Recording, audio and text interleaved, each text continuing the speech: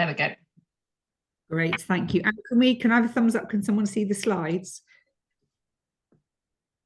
Brilliant, thank you. Okay, brilliant. So welcome everybody.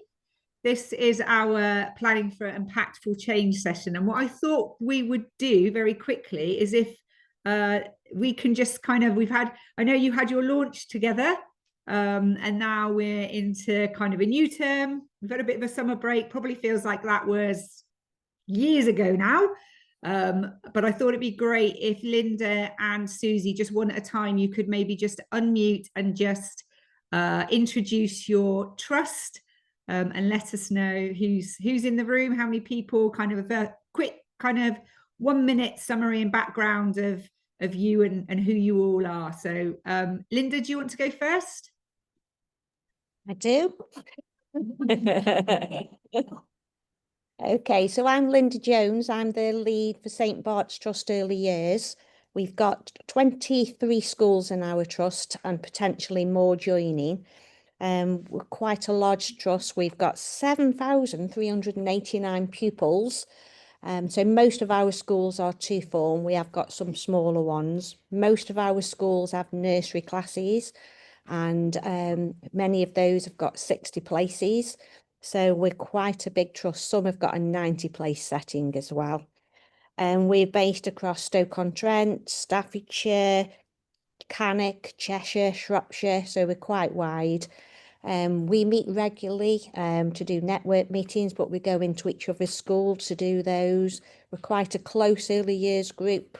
We've just arranged our clusters, so we're all sat in our clusters now. And we've got a mixture of different categories of schools. So we've got some that have got a lot of deprivation. We've got some with lots of EAL. We've got one school around 82% EAL. So quite a varied schools. So that's us. So lovely to meet you all. Thank you very much, Linda. Susie, I'm going to hand over to you. Hello, so we are Pennine Academies Yorkshire. We are 7 schools, and in the room we've got 4 people, 3 schools represented, and then we've got 2 people from other schools joining online. In our trust, we're really passionate about inclusion, and we're really excited to be part of the project. Brilliant. Thank you very much, Susie. I'm very conscious that the sun is very, very bright in the room that I'm in at the moment. Can everyone see okay? Because it looks a bit weird on my screen. We can just see the slides. We can't see you at the moment. Ah, okay. I'm not sure why that is. Okay, so I know you've had your kind of launch, and you were very aware of the work of whole education, and I think across both trusts are doing more than just the early years program, which is fantastic, and certainly, you know, absolutely in line with what you've both said. Whole education, we're incredibly passionate about ensuring that we are growing confident and capable leaders that build and work in schools, enable everyone to thrive. And I think that's never been more important than right now in a world that is constantly changing. And this is very much about you as the leaders and the adults in the room, and us giving you all the skills, knowledge, and dispositions that you need in order to lead your teams and do the best possible job we can for those amazing young people in our care. And so this morning is the sort of second event, if you like, in the early years programme. You've had your launch. We'll do a little bit of kind of context setting to start off with. You know, it's a good time to do it, just coming back after a summer break, and I'm sure you've got loads and loads of lovely little children all arriving in your schools at the moment. So just a kind of a moment to just remember our why and our purpose and our role in early years and how critical that is. We're going to do a little bit about kind of setting ourselves up for success. You have all undertaken a kind of process of self-evaluation using the Evaluate My School tool, which is brilliant, and we'll come and have a little look at that a bit later on in the session.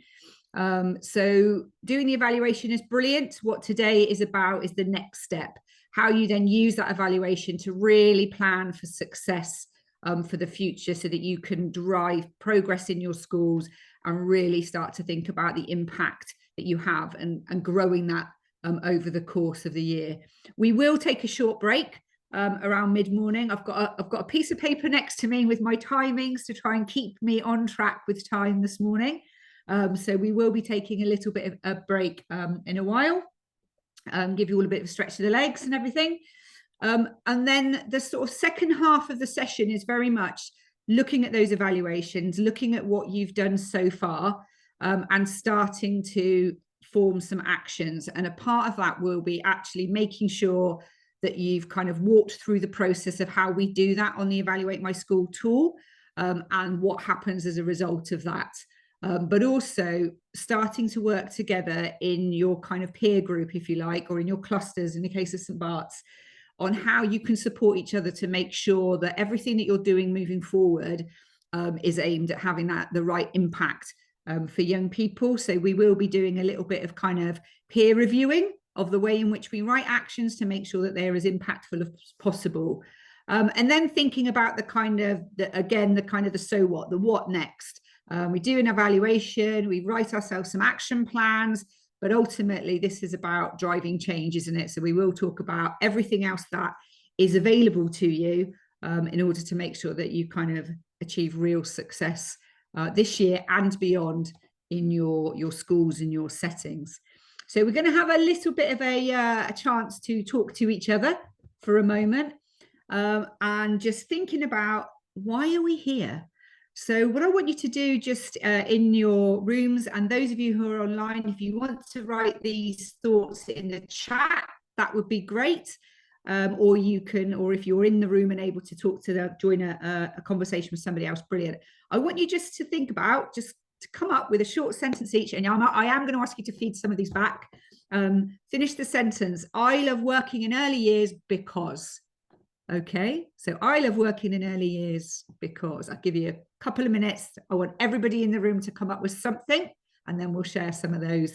Susie and Linda, you can grab some real nuggets from people and share those back to us in a moment.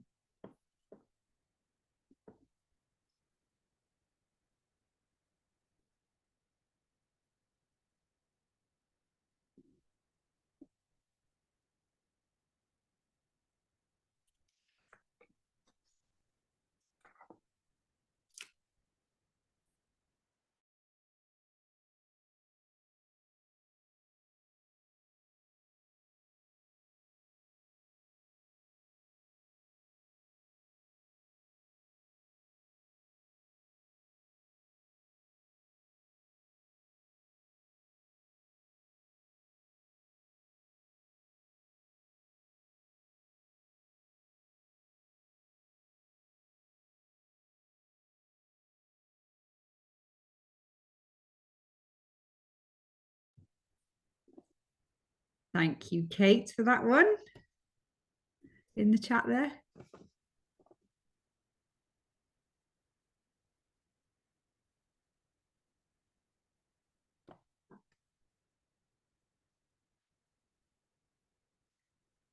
Susie and Linda, give us a thumbs up when everybody has shared their thought.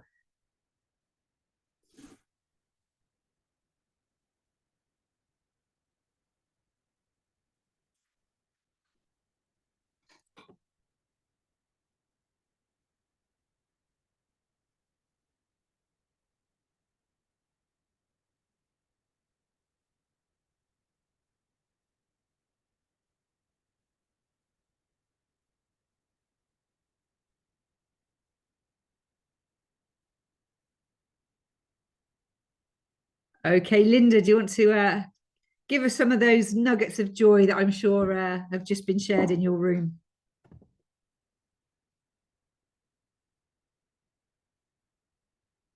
Do you want me to type it in, Amy, or speak out? Speak out would be great. I'd love to hear them. Come on then, I'll let Misha just shout out for us. We've got 3 from the 3 different clusters, if that's okay. Okay, we love working in early years because that's where the magic happens. Okay. Okay, cluster 2. We said we love early years because we get to laugh every day. Oh. Not as good as yours. And over there, cluster. Nicole? We love working in early years because we always end the day with a smile. I always end the day with a smile. That cluster? Brilliant. Great. Thank you, Linda. And we had Kate in the chat there, which says, I love working in the early years because it's the best time of children's lives. Susie.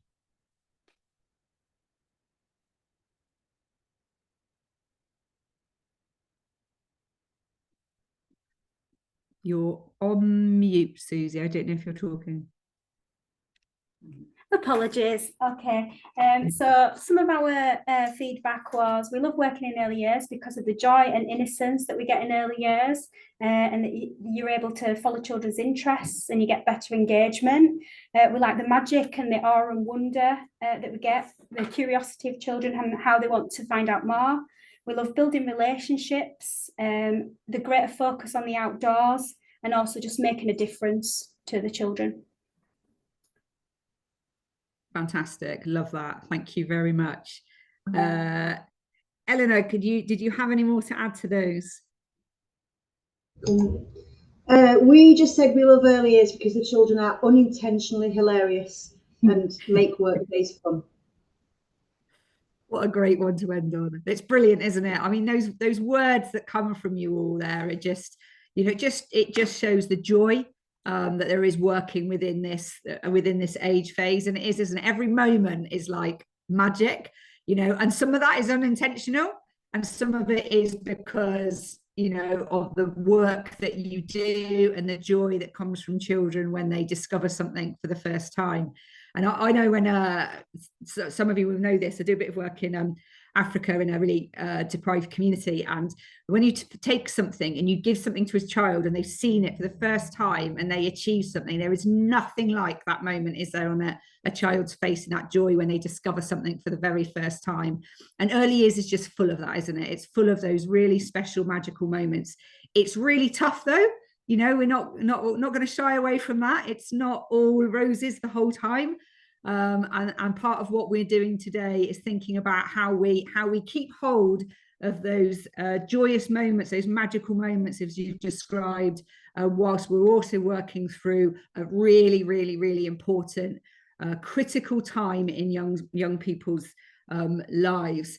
So thank you very much for that. We'll come back to a little bit of that a bit later. So just in terms of a bit of a recap of where we are in the programme at the moment. So you will have seen this in the first session in terms of where we are and what happens from now on in. So the very kind of the first few months of the whole education early years programme is quite a lot of kind of input with us and quite a lot of doing, if you like. So you had your launch event, you've done your self-evaluation. We have lots of conversations with your team leaders around how you're going to kind of work through the year from now on in. We've got our planning for impactful change session, which is about kind of launching off the next phase, if you like. You will then embark on undertaking action plan. And this is the part then that becomes very much about how you work and how you work with your teams. And every kind of MAT that we work with or local authority that we work with on our early years programme works slightly differently through this phase. Some people come in together into small clusters, and a lot of it depends on how MATs are set up geographically, how close you are to one another. And some of our MATs, we've got one MAT, for example, really large MAT with 34 schools, and they always come together as a whole group because it's an established way of working that they had. So once we've done the action plans, you will receive some feedback on those action plans, which we'll come on to a little bit later. And then a huge chunk of the year then is about how you work through those action plans all the way through the year, accessing CPD and this network and all our other early years provisions that exist within our network in order to help you drive those actions forward and make change happen within your schools. In the ideal scenario then, as you kind of get towards the end of the year, you do a bit of re-evaluation. You go back, have a look at that self-evaluation and see where you've made really great progress, and have an opportunity to celebrate that collectively, and look at all the things that have improved during the course of the year. But of course, this is a cycle, isn't it? It doesn't improvement doesn't suddenly stop when you've gone, yes, we wrote some actions and we've achieved them, brilliant, that's job done. It's very much part of a cycle, and thinking about celebrating where we are and planning for where we go next. So it's really important to recognize that as kind of that end point in a year that basically just launches us off into the next year. And so in terms of dates, just you'll get these slides, okay? So you don't need to write lots of notes or anything. You obviously had the launch date and the date where you all completed your self-evaluations. You will, after today's session, you'll start today doing some action plans and thinking about that kind of progress and the what next. You'll have around 4 weeks to do those action plans. And the reason that we set a timeline around that is because we will then provide you, and your leaders within your mats will provide you with feedback on those action plans. Not necessarily about have you chosen the right thing as an action, but have you formed those actions in a way that they are going to drive change and progress, to make sure that they're really, really tight and enabling you then to access the right training, access the right support, have those really rich conversations about how you start to move things forward. We will then give you that personalized feedback, and then you will meet in whatever way your teams have decided is the best way to work for your trust through the year, keeping in touch with us to make sure you're accessing all the support around that program. And a little bit later on, I'll talk to you about the series of events we have called Expertise into Practice, where you can log into online live events delivered by a range of kind of experts across the country, where you'll get to meet some of our other early years program participants as well. But also there is a whole kind of back catalogue of training like today, where we record it and then it's available to you. So if you've got something you're particularly interested in working on, you can go back through that catalogue and have a look where there are other sessions that you might be able to tap into and share with your teams as well, in terms of our training. But I'll talk a little bit more about that later. So we've already talked about the absolute joy that comes from working in early years. And early years is really kind of, as you all are well aware, is the start of a very long journey in learning, isn't it? That isn't just about those children when they're 4 or 5 and coming into school. And it's not even just about children as they go through primary school and into secondary school. You know, it is lifelong, isn't it? And I certainly know, even now in my 50s, I am still learning things all the time. And we talk very much, you know, from our point of view in whole education, is very much about the adults and equipping all of you. And I think, you know, I'm the mum of two young girls. They're just both in secondary school at the moment. And I think some of the things that they are learning are things that I am never going to learn. And I am quite honest about that when it comes to things like IT and AI and all of the rest of it. That world is advancing at a rate that's quite difficult for us sometimes to understand and to follow. But the important thing being about trusting ourselves in the way that we have equipped them to learn in the right way. And so, you know, I certainly know, and you see all the time, don't you? And you talked about it earlier in those kind of moments, unintentional joy that goes on. And in that kind of sometimes a huge amount of unintentional learning. We can plan for learning, we facilitate it within early years beautifully, but there is learning happening all the time, isn't it? Irrespective of the activities that we plan. And so I just want you to have a think about in your rooms, what are we learning from? What are our young people learning from in particular thinking about our young people? We're learning all the time, but what do we learn from? So just a couple minutes to think about that and think about some key words, then to share back with us about where that learning comes from. Sharing, I'm going to go to Eleanor first this time. So what are children in particular learning from? Sorry, we were in the middle of the conversation then. I've got 2 screens going on, one from joining everyone else, and I'm like, oh gosh, which button am I pressing? Sorry, Chris. We were saying families first and foremost. Schools are of the addition. Yeah, absolutely. What Family. yeah, fantastic. Should we jump across to Susie in the room there? Hello. So we were saying children learn from adults, from peers, from their environment, from each other and their experiences, and through their observations and curiosity. Fantastic, brilliant words. Linda.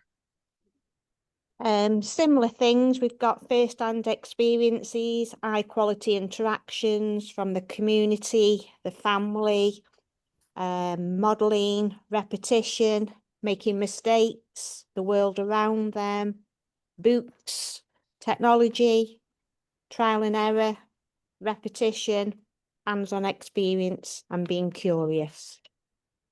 Brilliant. And as if by magic, look, lots of those words here, everything that's around them, isn't it? And then not to put the pressure on anyone or anything, but children are soaking up the entire time, aren't they? You know, the modeling that we're doing, those interactions, critical interactions that you're talking about.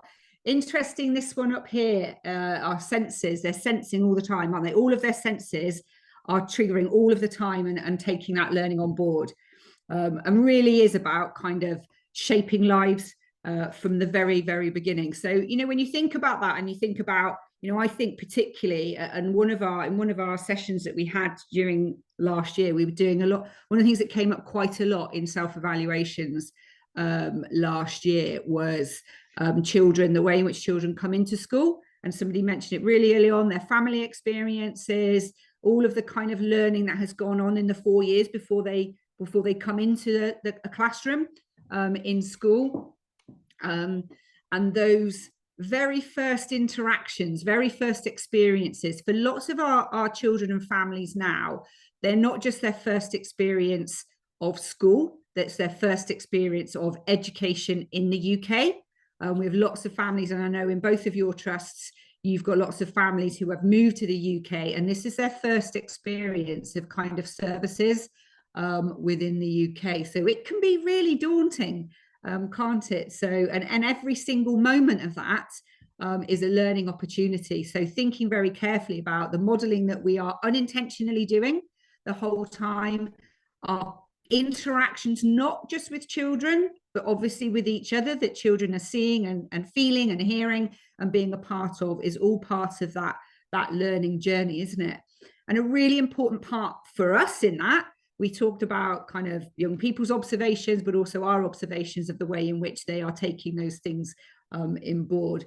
And it really is kind of, it's high stakes in early years. And I think sometimes that maybe gets overlooked about how critical that is. It's not just about children coming in and having fun and playing, but you will know very, very well how important it is the way in which you respond to the way your young people are learning and what you are learning about them through that process. So, you know, those stakes are really high in early years, which is why you are all incredibly, incredibly important and valuable people in those children's young lives. So I want to just take a moment to share, and some of you may have seen this, and I'm not going to apologize for that, because I think it's an absolute, to use one of your words, magical little clip that just reminds us about those interactions and how critical they are. So I'm going to play this. I hope we did check the sound. We logged in earlier to check that sound was working and it was okay, but please do pop a message in the chat, might be easier rather than unmuting if this isn't working for you. Okay.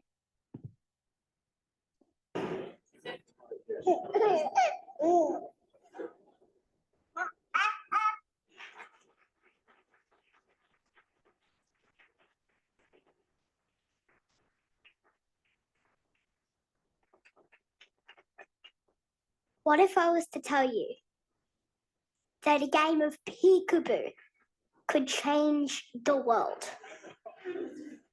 Sounds impossible, right?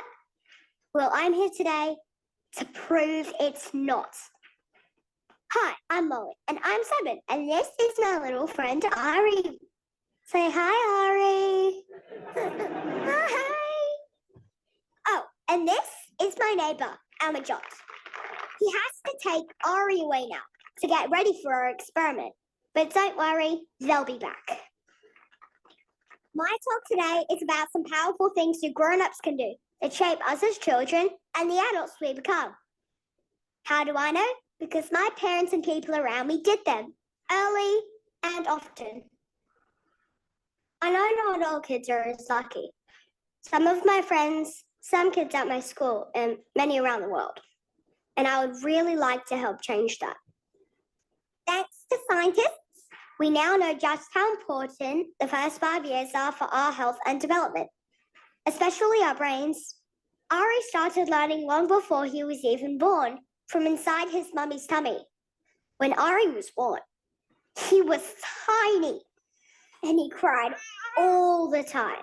He was always hungry and he pooped a lot. Now he laughs and giggles and makes funny noises. But those are just the changes we hear and see. There's way more going on inside. So, let's talk more about our brains. The blue bag is the rough size and weight of a healthy baby's brain at birth. The red one is a baby's brain after the first year. It almost doubles in volume. And by my age, it's almost 90% the volume of an adult brain. Our brains develop faster in our early years than at any other time in our lives. It can create up to 1 million neural connections every second, but we need your help. Our healthy development depends on these top 5 things. 1, connecting. 2, talking. 3, playing. 4, a healthy home. 5, community. All of this helps our brains and us reach our full potential. So what's something you can do that can really make a difference? Scientists call it serve and return. That's just a grown-up way of saying connect, talk, and play with us. And here's the really big news. Amajot, Ari, you ready? Ready? Contact games build imagination and empathy. And Naming games build vocabulary and attention. is it Daddy? Ari, Daddy, Ari. And games like peekaboo, yep, peekaboo, actually build memory and trust. Each time you talk to us, play with us, make us laugh, it not only builds and strengthens our relationships and mental health, it actually teaches us some of the most important life skills. From making friends, to taking the test, to getting a job, to one day maybe even starting a family of our own. Interactions early and often matter. Take it from me, the 7-year-old up here, talking about brain science. Okay, now, let's see what happens when the connection is taken away. So now he's trying to get his dad's attention again. He's reaching out like, that was fun, why have you stopped? I know it's important for adults to use their devices sometimes, but kids are hardwired to seek out meaningful connections. Not receiving them causes confusion and stress. Okay, Amajot, please re-engage. What is Ari? Ari. Now, what if a whole childhood was like that last 30 seconds?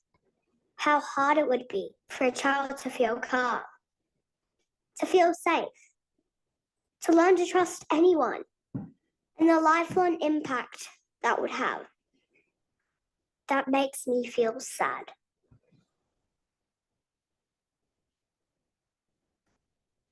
Ari only reacted the way he did and recovered so quickly because the connection between him and his dad is usually so strong. The positive relationships with the grown-ups in our lives gives kids the confidence we need to try new things, to explore, and be a kid. So please try and remember the most special period for our development is the first 5 years, starting from inside Mommy's tummy. What's something really impactful you can do? Serve and return. And when? Early and often. Please give it up for Amachot and Ari.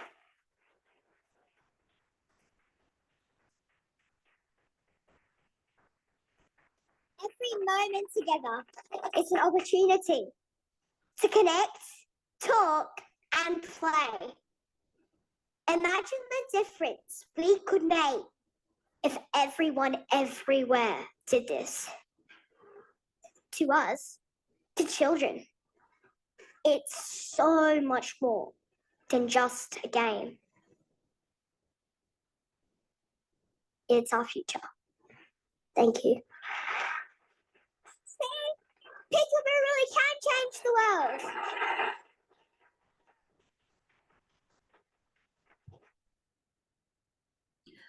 I love that video. I think it's just such a fantastic reminder from a very, very young voice of how important that role is. And feel free to share that with teams if they've not seen that before. It is, you know, I find it's quite difficult to watch when you think about the number of children that we know that come into our schools that don't have that really rich first few years. And kind of that environment around them that enables them to thrive when they come into us, and making it, you know, such an important role in terms of us being able to identify that, understand that, and to fill those gaps for those children is not just kind of about our literacy and numeracy and those things. It's actually what you described earlier about where all that learning happens, their experiences, their interactions, their communication, the opportunities that present them, their ability to socialize, all those things that grow those fantastic children into great adults for the future. And I just think it's useful to put that into a kind of global context and to think about you in your schools and think about what our children have as kind of a given here, and the reason why that is. So I'm not going to read these out to you, but you can understand the importance of having that early child development in place, and the offer that our children have. And so our role in making the absolute most of that is critical, isn't it? I'm just going to pause for a moment and welcome Carmela. So Susie and Linda, I know you know. Carmela is working alongside me at the moment on our early years programme. And you will be seeing a lot more of Carmela as the year progresses, and Carmela will be picking up all of our work. So welcome into the room, Carmela. Thank you. Thank you, and good morning, everyone. That was a really inspiring point to join the event this morning, watching that inspiring video, and really look forward to working with you over the coming months. Thanks, Carmela.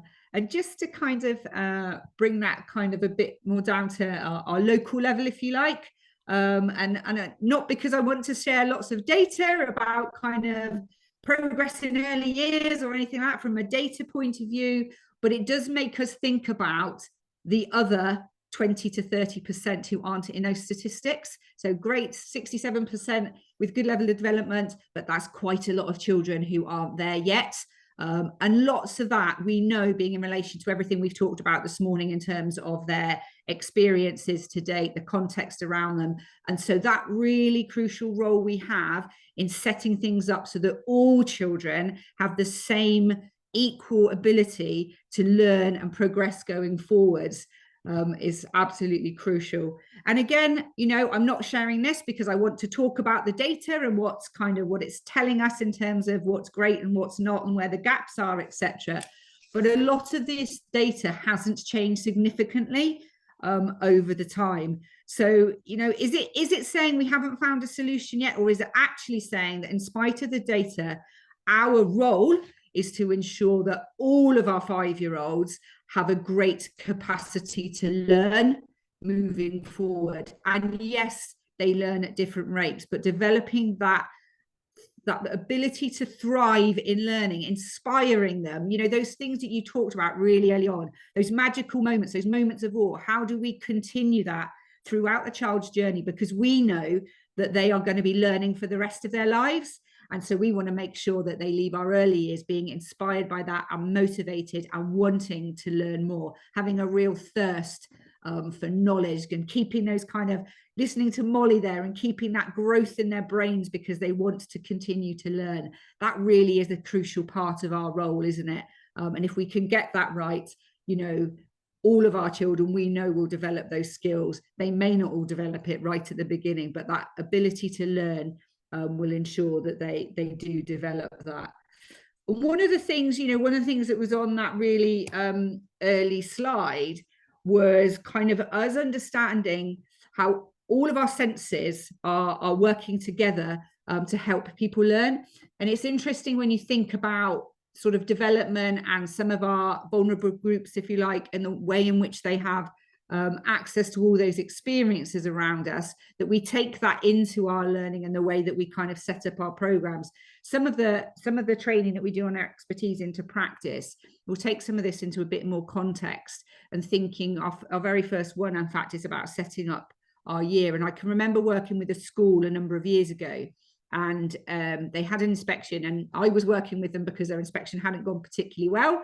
One of the things that we immediately did, it was a school in a really difficult area, one of the highest areas of deprivation within this particular local authority. And they were really focused on making sure that they planned the curriculum according to EYFS. And what they hadn't really considered was the context that they were in, and that many of their children were nowhere near those starting points of kind of what you would expect to see at earliest foundation stage. And so they had to track back. And one of the first things we did was say, well, actually, what are all those building blocks before we even get to that? What are the experiences that may have been missing given the context of some of these children's lives? And starting from there, and not actually starting kind of a formal EYFS for some of our children until a little bit later.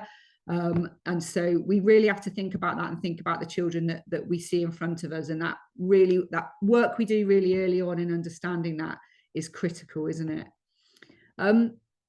We all know, and Molly talked about it there, in terms of emotional connections, building relationships, and how that grows. We're all very familiar with Maslow's hierarchy of needs, I'm absolutely sure. But one of these, this pyramid that I really, really like here, around our central nervous system and sensory integration, was a really powerful kind of reminder for me. I first saw this one a few years ago from Caroline Isami, who does a lot of work with our with whole education. And what this kind of dawned on with me, and a lot of you know that I started my career in early years, and I've worked through, and I ended up as a secondary head teacher. And I can reflect on children in secondary school, sort of 15, 16-year-olds who were presenting in quite challenging ways. And my understanding of their kind of context, their family context, their background, their experiences earlier on in life helped me to understand that actually what was happening for lots of those children was where they had not developed that sensory integration and their sensory system in a way that was enabling them to learn well. And that was then displaying itself in all sorts of ways. So that kind of, I really, really like this diagram in terms of us thinking about what we see with some of our children, what we understand about their early life experiences, family context, etc., in order to plug some of those gaps that aren't necessarily gaps in their phonic ability, but they're gaps in the way in which they are able to learn and to access information, and therefore to kind of make progress no matter what it is that we are putting in front of them. So I really like that diagram and helping to explain to us those really complex but crucial aspects of our role that enable children to progress. And funnily enough, I mentioned earlier about kind of the work I do in a country in Africa where there is absolutely no early child development program. There's nothing has existed for a very long time, and part of what we're doing with the charity is helping the government to put that in place. And so it's really starting from ground zero. And we were talking about some of the resources that we're taking out in the next few weeks, and about, you know, that we look at some of the resources sometimes, not you, but possibly other people who work within your schools and provisions. And certainly, and I know this, so I feel like I can say this from experience, teachers that work in secondary schools will look at some of those things as toys and play, but we know that some of those crucial tools that you have and that children are using and accessing in early years are doing all of those things that we need them to do around sensory integration. They're enabling them to get their hands working with what they're hearing and what they're seeing, and everything connecting together in a way that enables them to balance and learn effectively. So it's far more powerful than a child simply picking up a toy and playing with it. They're learning to manipulate with their hands. They're learning to communicate. They're learning to lead in some cases. They're learning to work with others. All of those things that are going to enable them to learn effectively as they continue on through their journey. And so absolutely all of these things have a vital role, in the role that you are fulfilling and the fantastic jobs that you are doing on a day-to-day basis in facilitating all of that learning is absolutely crucial.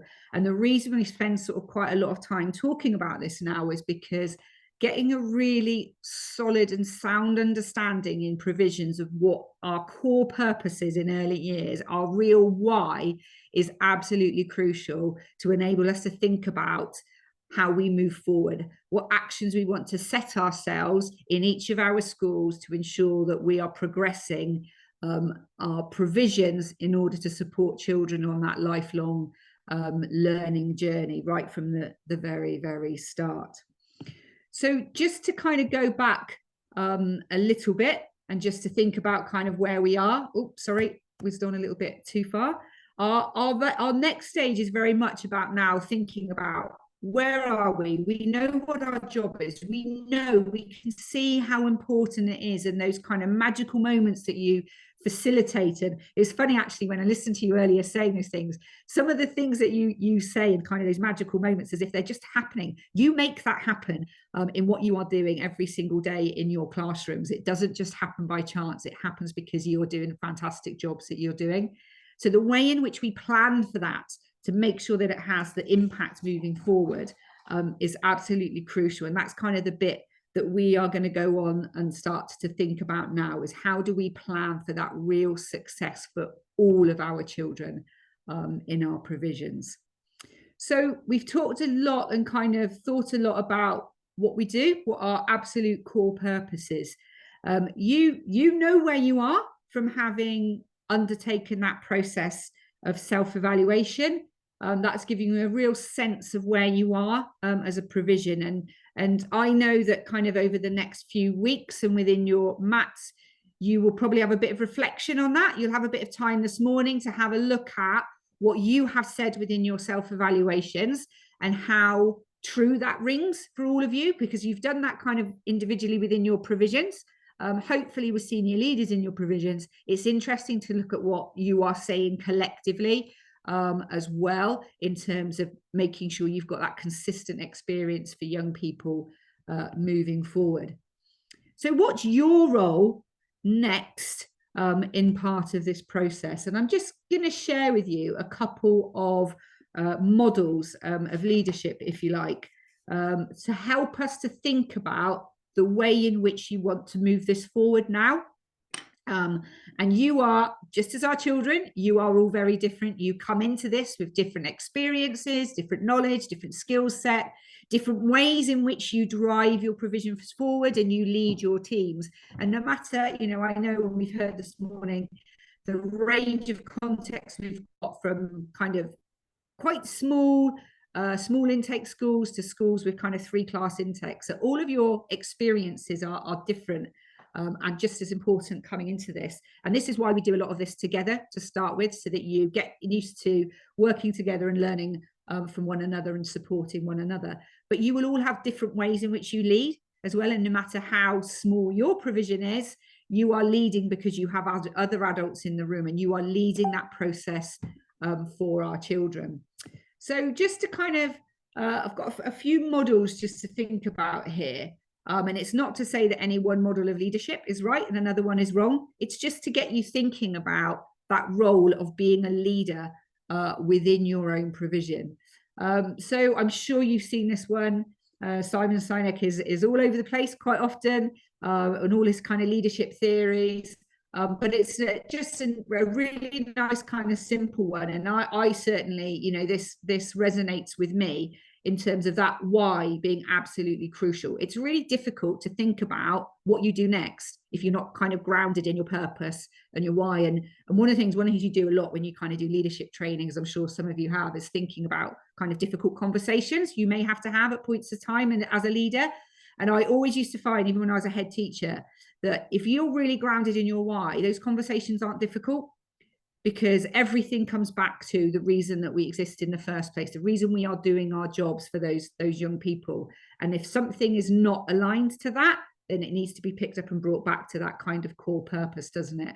So that kind of driving purpose of why, the how, the kind of approach in which you then move forward, that real thinking about having clarity about how you do that and the actions that you will take as a result of that. Oh, sorry, this comes up on my screen fairly often. I'll just remove it.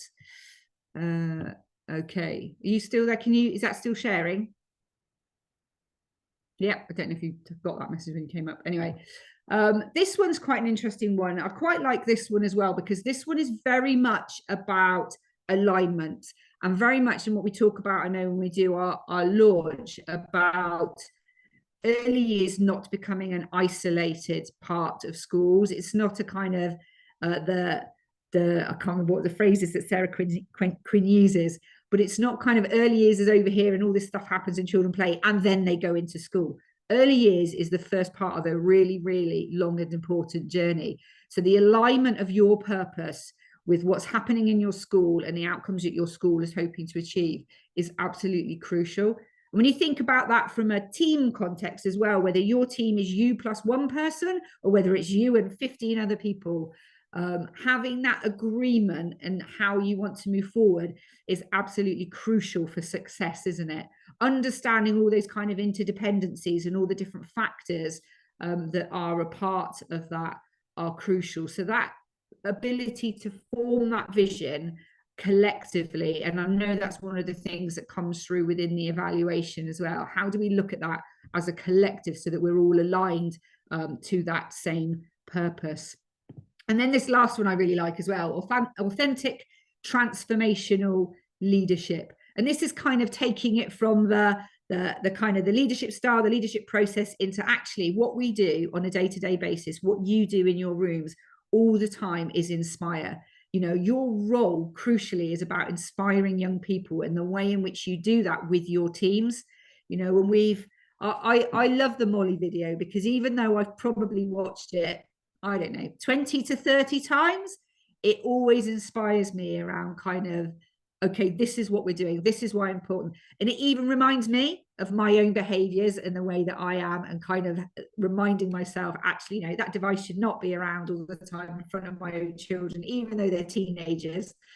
But actually the way in which we inspire others around us in order to really be transformational in our thinking, to kind of be creative. Lots of the words that you said early on, you know, it's just as important for you as it is for our young people, being creative in the things that we're doing, being able to see those things in front of you and think creatively about how you move them forward, and you inspire others to do the same as well. So I do like that particular model of leadership, and you will in your rooms be thinking about parts of these that resonate with you and others that are kind of cause you more kind of challenge in your thinking, I guess. And that's great, because we are all different and we approach this in a different way. So knowing where you are is clearly a really important part of this. It's really hard to think about, and that's why we do this process the way we do it. Spending time really thinking about where we are now to make sure that what we plan to do next it is really carefully thought out, and having a really clear vision for where you want to be. And one of the reasons we talk about this is because, and this has happened many a time, where I will look at action plans. So what will happen after this, when you've undertaken your action plans, between myself, Carmela, and your leads within your trusts, we will look at those action plans to make sure that they are going to help you move forward.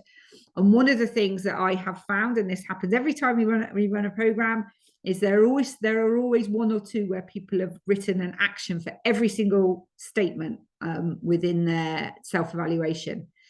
And what that kind of sometimes says is, you know, A, that's too much and it's not achievable. But also, if you want to write an action for absolutely everything, do you have a really clear idea of what your self-evaluation is telling you about where you are, and a really clear vision for where you want to be in the future?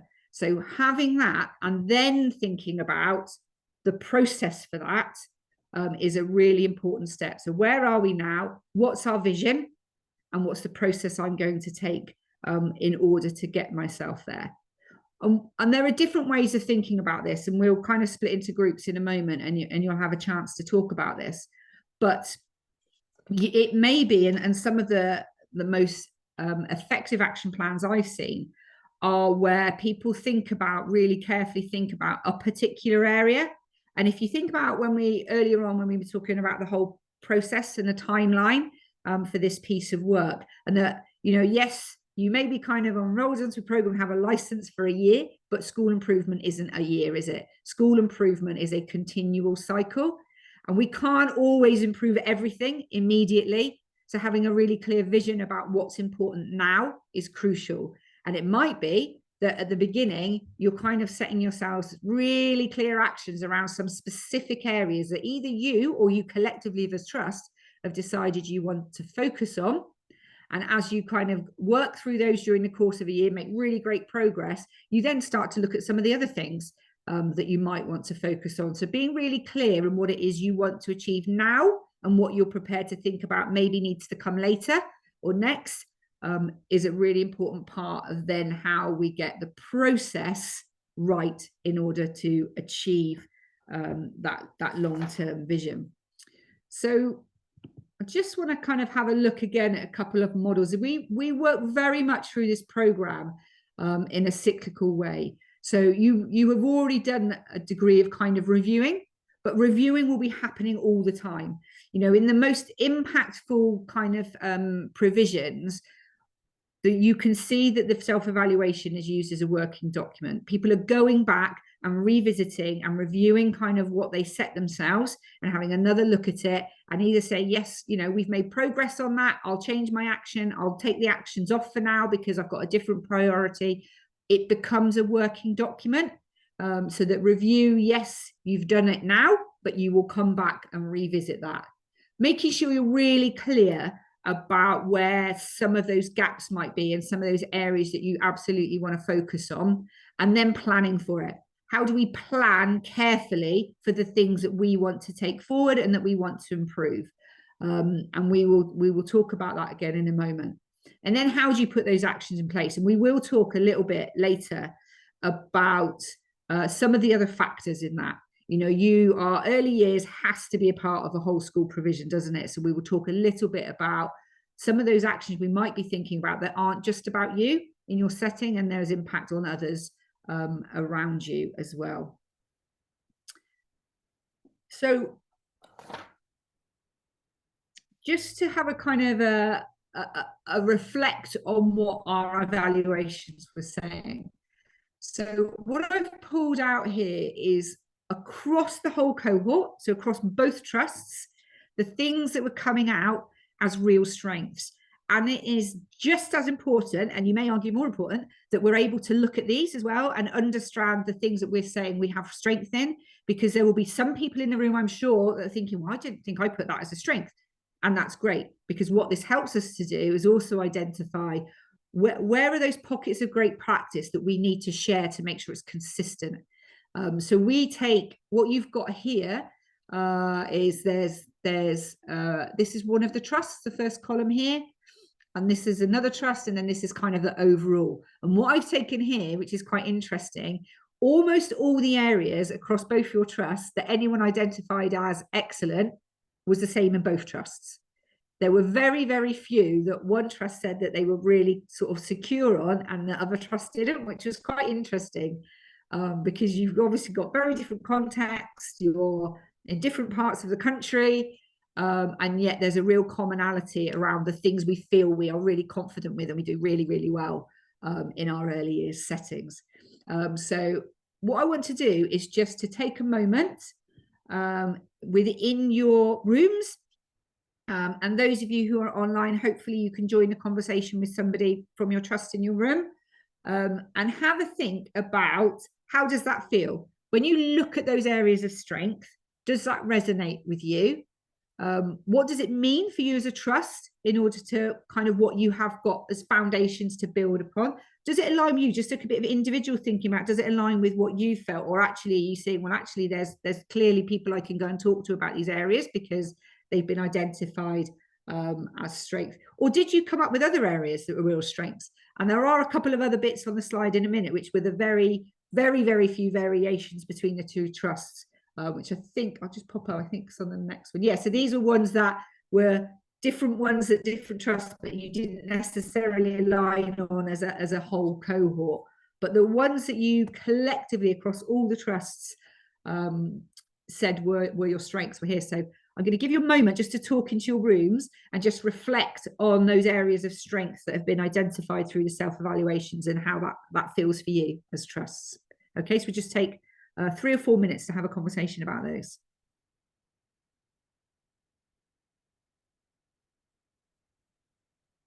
Okay.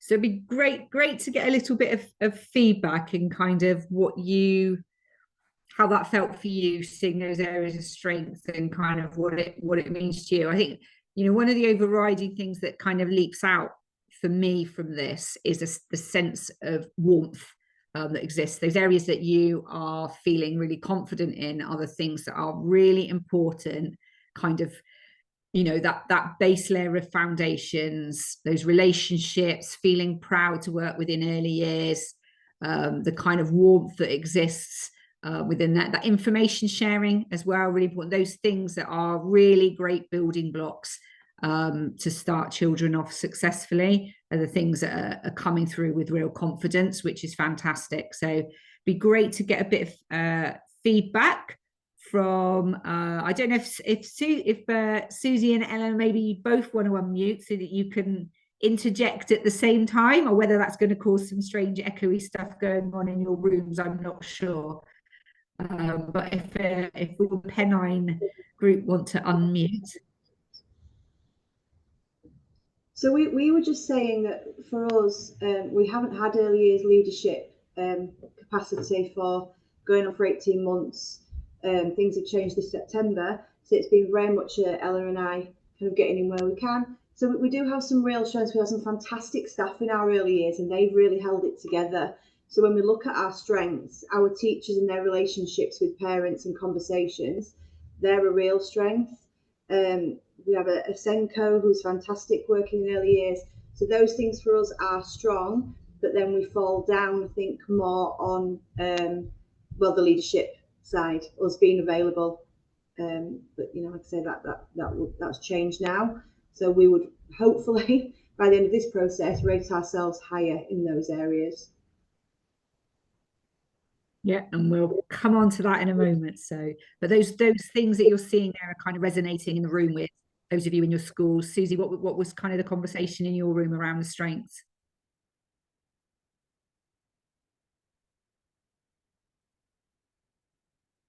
So we were talking about on our evaluations overall, we had transition as a strength. It was coming out like 82%, and then we had working with families as a strength as well at 70%. And we were looking at some of the statements and saying we're really proud of that. We feel like those things are so important to our children and families to get them on board, work with our parents. That's what we really need to do. We were talking about trying to engage our families, target certain families, doing that well, but thinking about those hard to reach families as well. Lots of times it's the families you really need to work with who are not coming to the events and things that you put on. And then we were just talking about building relationships, and you know, as soon as we get children, and even before that, trying to build those relationships so that they can be successful. Yeah, brilliant. And that is, so I mean, this is the kind of across the both trusts. 6 there is that kind of transition one, you know, children coming in, children moving on. So that's like, you know, aligning with what you're saying is kind of a key strength there in bringing children in successfully. So yeah, fantastic. And it must be not, you know, quite warming that this is each of your schools collectively saying those things as strength is a real positive, isn't it? And we'll come on to areas of development to start us thinking about actions in a moment. Linda, how about St Bart's? Yeah, so we've obviously quite a big group in the room.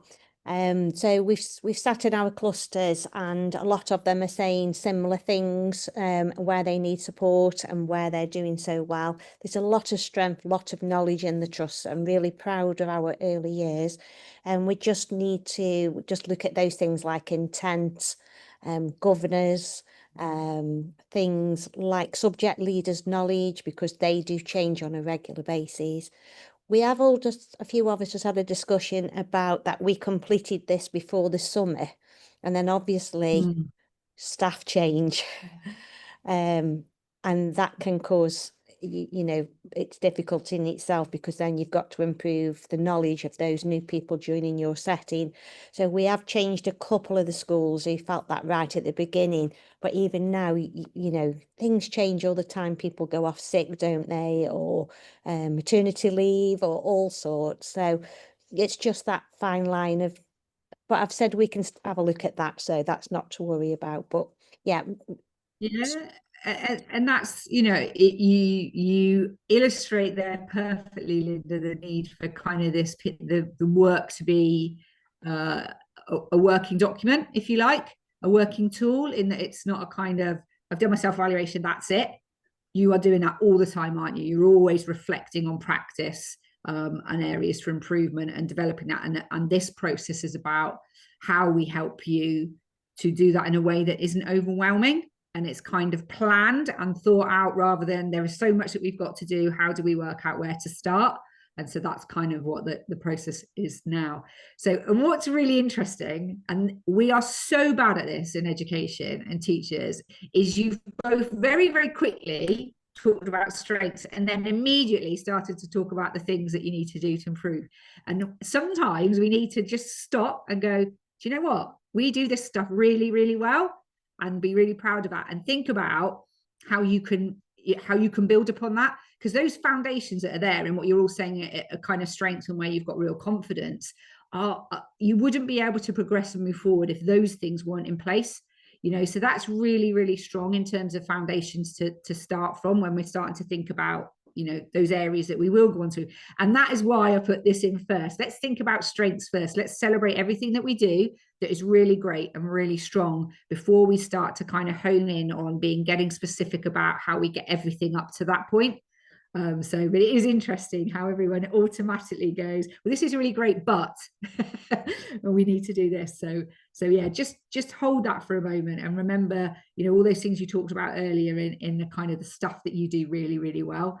That is, you know, your bread and butter in early years, and what you do effectively.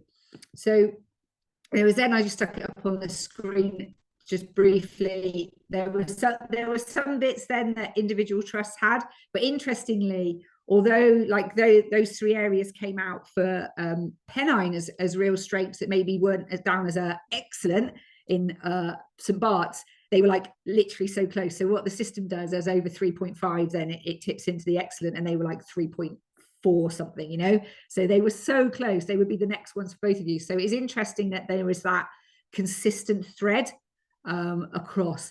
And another thing that's quite interesting, actually, just flicking back a little bit, in through last year and all kind of, I can't remember now, 100 and whatever it was schools that we were working with across all the trusts, it was quite similar in that the evaluations said that transition was great, but when we started to look at action plans and actions people were putting in, they were almost always related to areas of transition.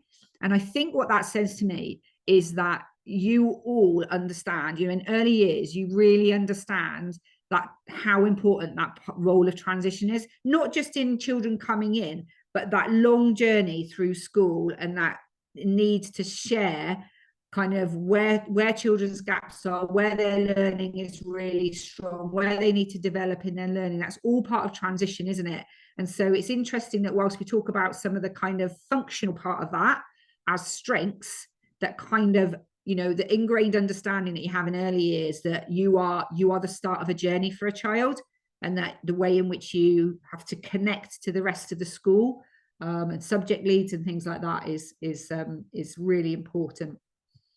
So when we start to move on in a minute, and we're going to start to think about actions, I use this model. It's just because it's a really simple visual model that helps us to think about how we prioritize what we choose to select as things to take forward as our actions. Because as we were saying just now, you don't want 70 actions across everything on your action plan. And you may have ways in which you want to work as a trust, whereas trusts, you want to focus in on specific areas. And we find out with some of our trusts, same as with some of our local authorities, they might say, well, actually, our whole focus as a trust is going to be working with families. So we're really going to focus in on our actions around that area of working with families, for example. But having this model just helps us to consider what we think we might want to select as areas where we form and create actions. So, you know, you will, and I'm going to pop some examples up on the screen in a moment. But there are some things that you will know, and when you look at the statements, and the one, I think we've got an example here, is doing tours. So taking parents, you had it as strengths within your area. We're going to use strengths to start with to look at this, just because it's kind of easier for us to do without getting into that really deep thinking about areas to improve. But it's kind of an operational task, isn't it? Bringing parents in and taking them on a tour. It's quite easy to put on place, so it would kind of fit down this end of the arrow. You will, I'm sure, argue possibly that it has huge impact, but actually really think about that vision, what it is you're saying you want to achieve this year, and how the things align to impact, and make decisions to help you to prioritize around things that you know you will be able to do. And some of this will connect to what we're going to be talking about in a little while about, you know, your relationship with senior leaders within your school and the ability to move things forward. There will be some things that are really, really challenging because they will involve lots and lots of people potentially, or they will involve changing systems and processes that you may not have the ability to do. So that kind of, how easy is this, or how challenging is this to implement, and a consideration of that is really, really important. And then, of course, what are the things that have the greatest impact? And when we talk about impact, being really clear that that is about impact on the vision that you have set for yourselves, either as a school or as a trust, in what you're saying you are about and what you want to achieve. So if you are thinking about putting an action in place for something that actually, we can do this, you know, but it's not going to have great impact, then actually stop straight away. You really ideally want to think about those things which are possible, they're realistic, they are doable, and they're going to have impact. Those are the things you want to start with. There will be things that have great impact, but are really challenging. And so they might be things that you're not necessarily going to do now and be the first things that you put in place, but they are going to be things that you need to plan for, because they are things that have impact. But actually, because they're quite challenging, there might be a whole series of things that you need to do in order to achieve that impact. So for example, and I've seen this on action plans, you might have something around, I'm going to increase the number of children from vulnerable groups who leave early years with, you know, strong areas of development, whatever it is. And anything that is about kind of comes through in a form of data is something that we're fairly clear is going to take longer than this term to impact on. So think about the things that need a lot of planning, and think about the things that are possible. And And things with no impact and that are really difficult are clearly things that we need to think, well, actually, is that something that we want to be putting an action in place for anyway? And so just have a little bit of a conversation about these two examples here. Increased opportunities to tour the school setting. Where would you place them in this diagram? And then think about this other one. Exchange of information from provision to provision. So thinking about children prior to transition. So another area that you all put as a strength, that transfer of information. Where would you place that? You're not going to put those as actions because they're areas of strength, but just to have that conversation where, and looking at this model and getting used to using this model, where would you place those two things within this model? Are they things you would do now, you'd consider, you've got a plan for because they're tricky, or that you just wouldn't do because they're too difficult and they don't have any impact? So just a very quick discussion in your groups for 2 minutes about those two examples and how they might fit within the model. And then we'll go on to look at your areas for development.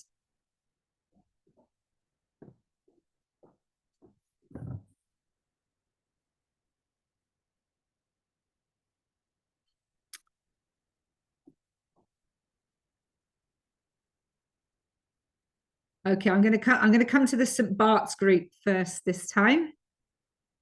And Linda, either you or from within your team, when we look at the example, increased opportunities to tour the school / setting, where did you talk about that would kind of fit within those quadrants?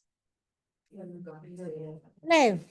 We're just rushing a little bit in between these, Amy. So could you give us a little bit more time with us being a big group? I do apologise, but we thought stop, it would be something that we could do, you know, put in your diary. That could be easily planned, couldn't it? But for the exchange of information, that would be something that you would probably need to plan a little bit for. So for example, if you wanted to start doing home visits or something like that, or arrange a cluster of networks together to talk about the children. We wanted it in Stoke where all the preschool provision all met in one room, almost like a parents' evening. And then we just went to each group and spoke to each preschool setting, so you didn't have to visit every single one to get all the safeguarding information.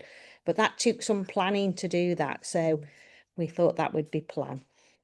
Yeah, and you make a really good point there, Linda, because one of the things that is important to consider in this is there will be things which actually you do want to action, but they don't need to be written into this action plan as part of this process, because like you said, actually you can just put a date in the diary for that. You don't need to. And there's sometimes the risk of people kind of listing out, and I've seen this as well in evaluations and action plans, where people will list out every step of a thing, and actually by the time we come to review it, you could have ticked all of them off because they were just quick tasks that need to happen, rather than kind of really thinking about actions that drive change, that has impact kind of long term. So, you know, really good point there, and that you might want to have more tools, but actually, do you need to write that as part of an action plan in here, or do you just make it happen? So thank you for that, Linda.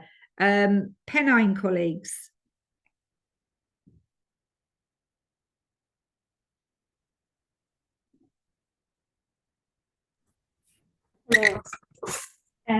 So we were struggling a little bit for time as well with the discussions. I think we would benefit from a little bit more time. So we thought the first one was kind of a bit dependent on the school. So lots of us this year have had kind of fewer children coming in, low birth rate and things. So actually showing parents around might have a high impact if you've only got a small number of children and those children then join your setting. But we were saying it's something that we felt like we would probably put in the consider bit for that one. And then with the exchanging info with settings, we felt like that was something that has a high impact, but we need to plan for that. So kind of similar to what's been said. Brilliant. And again, Susie, you highlight really important points there, that this is it there may not be the same answer contextually because you've got different schools and different settings, and also that how important that vision bit is, because, you know, I would completely agree that for some schools where there are low birth rates, low numbers of children. You need children in your school. And so the impact of having people in and being able to take them around is really high. So it can really vary. And that's why we talk about really understanding what it is you're trying to achieve is a really important part of this process, and knowing what that kind of impact is that you want to see as a result of this. And I know you've had quite a short time to discuss that, and that is kind of intentional, because the fruitier kind of deeper conversations we need to have are around the aspects that you are all saying are those areas for development that have come through on your kind of self-evaluation. So that exercise is very much just about, let's get familiar with the grid, and do we understand kind of the way in which this works, with some relatively straightforward examples. So if we now start to look at some of the things that you and again, these were things that were common across the trusts, that we're saying is areas identified as developing. And then we can start to really now, in the moment, we're going to split off and we will start to really think about how some of these things might fit within that grid. So these are some of these you've mentioned already, because you didn't want to just talk about strengths. And so we've jumped onto it already. But areas that came out kind of as common areas across the trusts around, and that 1.4, interestingly, and you probably won't be surprised actually, comes out all the time as kind of one of those highest areas to focus in on. And I think in part because there's an awful lot in that one statement, isn't there? You know, it's big, it's really kind of meaty around how early years works with leaders across Key Stage 1 and Key Stage 2 to ensure that kind of that secure knowledge. And this is something that I see in action plans all the time. Do the rest of the staff in your schools understand what secure knowledge of child development looks like? Do they have that really kind of embedded understanding, so that when their children, you know, like I was saying, when I worked in secondary school, and I could see some of the things that I was seeing coming out as kind of behaviors and the way children were communicating, you know, much later on in their school journey. But I think because I had worked in early years and I'd worked in primary school, you know, you could understand where some of that is coming from. And so do all of your staff in your settings have that real understanding in order to make sure that that progression is planned for really carefully, and that monitoring then that takes place across, that isn't just about what happens today in early years, but it's the rest of your school and understanding that as well. Governors, I think somebody mentioned earlier, that fairly often comes up as well. It's quite common for that to come up in people's action plans. And again, that kind of the gaps bit we were sort of talking about earlier. And I think, you know, in my experience of doing this, 5.6 tends to come up quite a lot because of the logistics, and the ability for people to access training can be quite challenging. And again, it will vary across settings. So what we tend to find quite often is that ends up being about how do you plan for professional development that is then becomes accessible for everybody. So those were those common areas that have come up. And what we're going to do, I'm going to just ask Linda and Susie here, what we've kind of planned in a break around now. Now, what we might want to do is for you to say, well, actually, we'll start this conversation about, first of all, how well do those things align? Do they resonate with you? Are they the things individually in your schools and collectively that feels right, that those are the things you would expect to see as those key areas that are coming through on that evaluation? What does that tell you about you? Or were there other things? Were there other things that were coming up that were really clear for you in your setting? Actually, you want to share with the group, with your trust groups, around that maybe not on there, but were really important for you in feeling were areas of development. And then, so there's a kind of discussion about, does that feel right? I'm going to change the slide, but it's the same areas on the next slide. And then thinking about just taking those, and there will be others individually on your own action plan, your own evaluations that have come up, but just thinking about those 5 that we've got now, how do they fit as part of those grids? So this is quite a long conversation. You know, I would be allowing kind of 15, 20 minutes for this conversation. And what Susie and Linda, it feels like it makes sense to maybe have that and have your break incorporated into that. And we maybe kind of come back and feedback on that in sort of 30 minutes, and you've all grabbed a coffee and had a wee, but also had that conversation. Does that feel sensible, Susie and Linda? Yeah. And what I'll just do a moment is I will just combine those two, the conversation around the does this feel right and that grid onto one slide a moment. So I'll stop sharing, change that and stick it back on the screen again. So you've got those two slides all in one. All right. So I will do that 1 second while you kind of start to have that conversation about, you know, particularly maybe that first one and that meaty one when I just stop sharing for a second.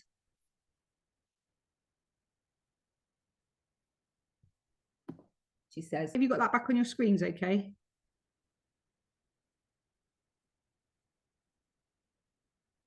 Yep.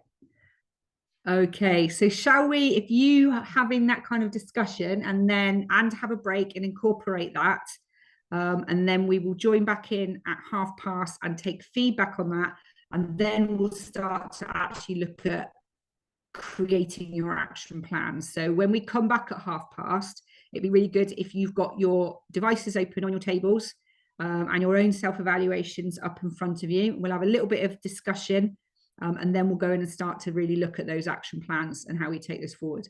Is that okay? So we'll see you at 11:30, Susie and Linda, and our online. Has everybody online got someone to connect in with? So Eleanor and Kate and Sue are incorporated into those conversations, yeah? Yeah. Fab. Cool. We will see you shortly. Okay, Linda and Susie, are we about ready to come back together? Linda's still enjoying her biscuit there.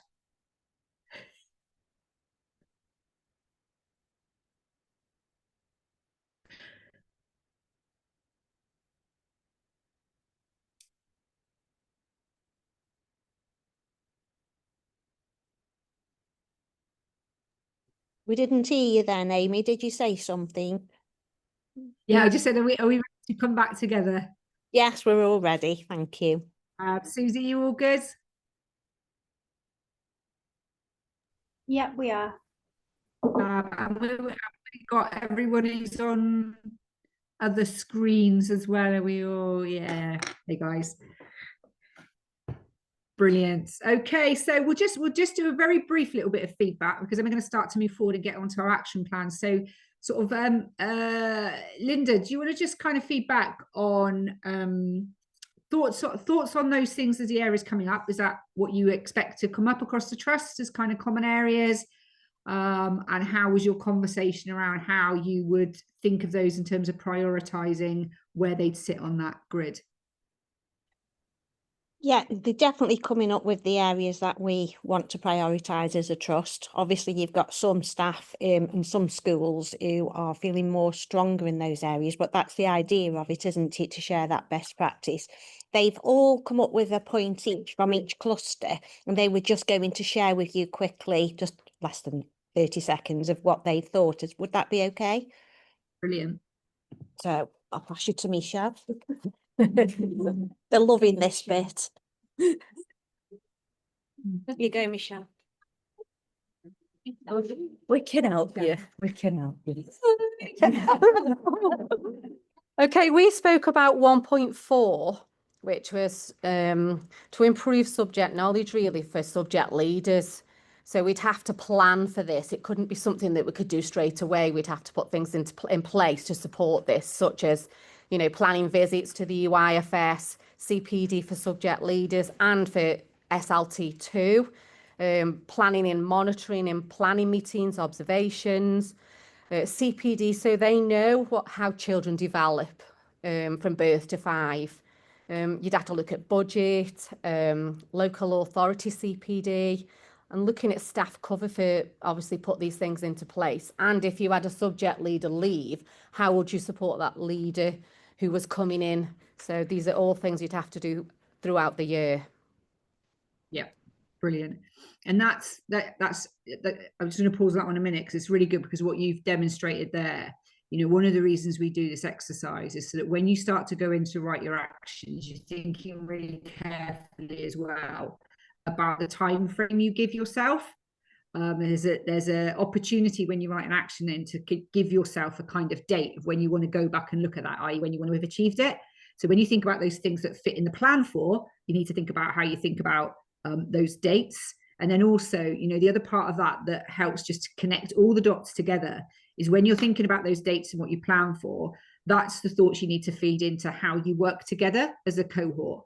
And you've kind of, if you've planned, say, for example, that you're going to meet together termly to work through actions together, how do you timeline that out against the things you're saying you want to achieve, so that all of those sessions when you come together and you're working on actions are really purposeful, and that don't turn into kind of a, yep, how are you getting on? We're all getting on all right, but really thinking about what you've hoped to achieve at different points in time. So the way in which you broke that one down was brilliant in terms of plan for, because there'll be things that will hit different points in the year that you need to kind of consider and plan for.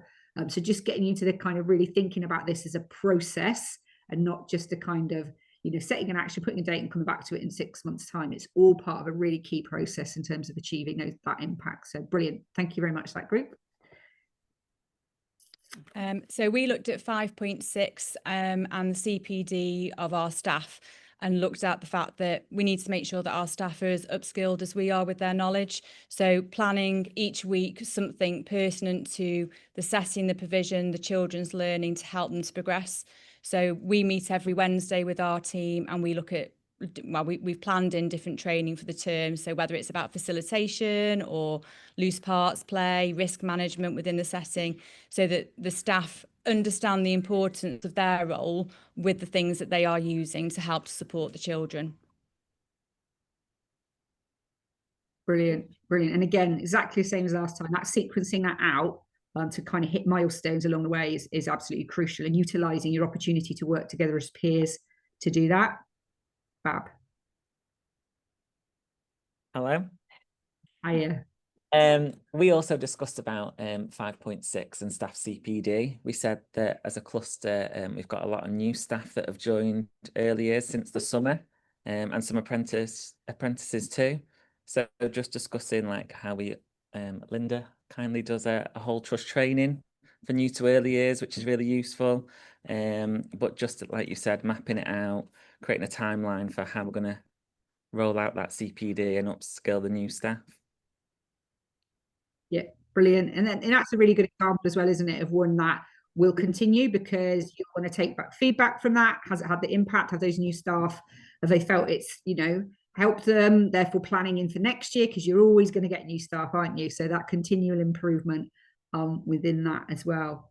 Brilliant. Thank you very much, St Bart's colleagues. Susie and Eleanor, I don't know how you want to kind of do your feedback between you. Yes. Does it? Yeah. Well, we talked as a group about all of them, but for our school in particular, 5.6, the CPD for staff, and that for us isn't so much about our teachers, because we have some strong early years teachers in reception and nursery, but we have a lot of support staff because we have a high amount of SEND, and our support staff do not have the knowledge to address the other points. So where we look at, say, 3.3, 3.4, the children aren't being moved on because we don't have enough staff with enough early years knowledge to be able to work on a daily basis with those children. So we talked when we were in our group about how actually the audit that we completed before the summer does look quite different now for some of us.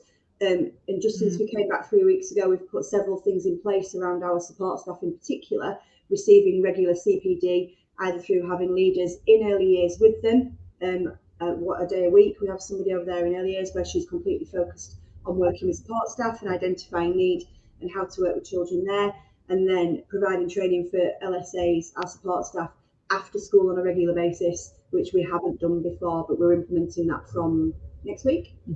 So yeah, that's a big one for us. And I think we just feel that if we can address particularly that one around CPD for staff, that then really helps us address many of the others that we feel that we need development in. Yeah, absolutely. And one of the things that hopefully you will find really useful is, and because I think one of the challenges, particularly around support staff for CPD, is time, and how and when you logistically make it happen.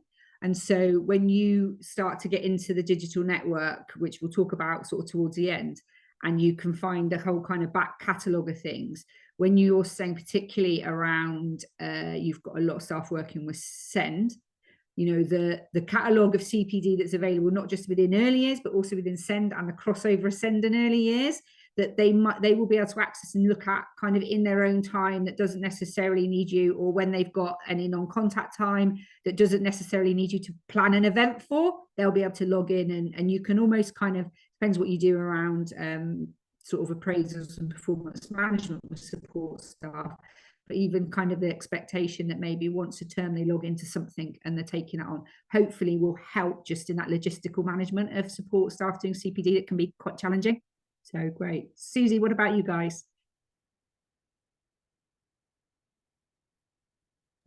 So we were talking with Eleanor and Tracy, so we covered the same kind of things, but we felt like a lot of those things on that list were the things that we were working on. Some things we might kind of work as a trust on, like the raising the profile of the subjects that could maybe be done with subject leaders and things like that. Other things will be a longer term thing that will take time, like moving the children on, and definitely that CPD for adults, like Tracy and Eleanor were saying, has a massive impact to help us to do that as well.